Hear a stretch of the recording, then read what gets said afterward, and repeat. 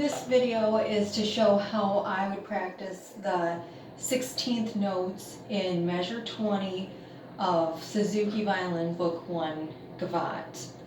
So by the time you get to Gavotte, you've learned tons and tons of skills, and you just learn more when you do Gavotte. So when you see the two groups of 4/16 notes all slurred, you have to play quickly, you have to slur 4 notes, and you also have to quickly change low 2 to a high 2. So there's just a lot going on. And I usually divide up practicing that into more or less 3 steps, so that's what I'm going to lay out here. So first of all, here's the passage itself. And if you think in note names, it's B, this is all on A string, B, D, C sharp, D, E, D, C natural, B. If you think in finger numbers, it's 1, 3, high 2, 3, 4, 3, low 2, 1. And all right, so the first thing that I do, remember you've got 2 groups of 4 notes that are slurred. Well, let's start by not slurring them and not playing anything up to speed. So we're going to play these 16ths like they're quarters or something, okay?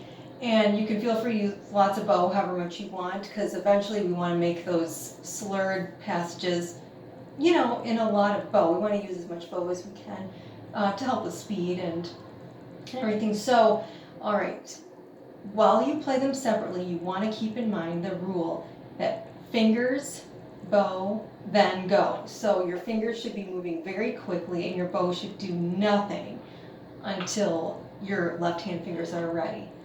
In fact, I sometimes think of my left hand finger movement as being, it's kind of hard to explain, but when I play one note, I imagine the movement of the next finger as being more a part of the former bow stroke than the bow stroke that's actually going to play that note, if that makes sense. All right, so first I would play it this way.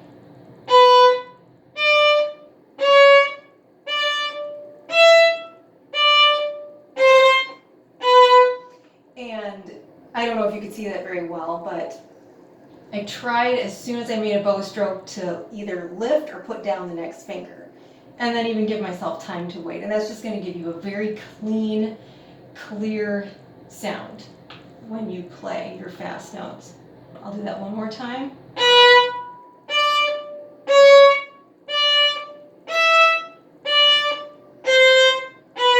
After you've done that like a million times, then I would say play the passage with hooked bows, so you're going to use the correct bowing, but instead of smooth slur, it's going to be hooked. So it'll be down, down, down, down, up, up, up, up, still very slowly.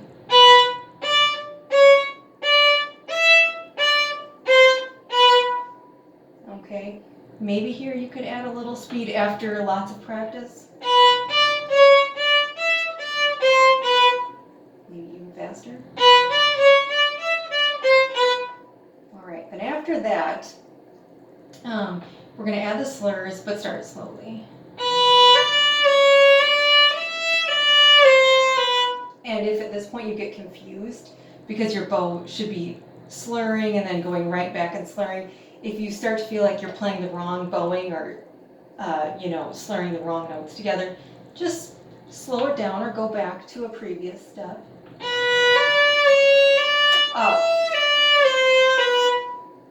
If you're very satisfied with that, which I'm not because my 4th finger was out of tune, then you can speed up. I'm going to play it slowly one more time.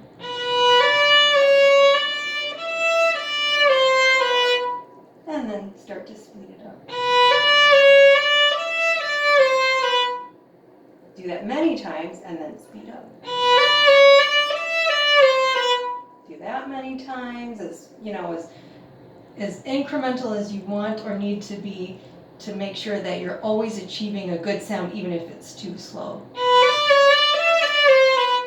Okay, and when you get it, when you play it properly, that's when you practice it. So before that, you're working on it, you're trying to get it right, but once you know how to execute that part, then you begin practicing it. So if you're very satisfied with this,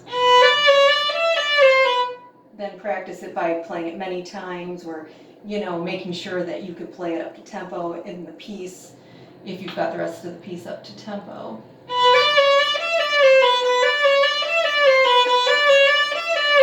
Something like that, gets you lots of times in, and it doesn't take very long.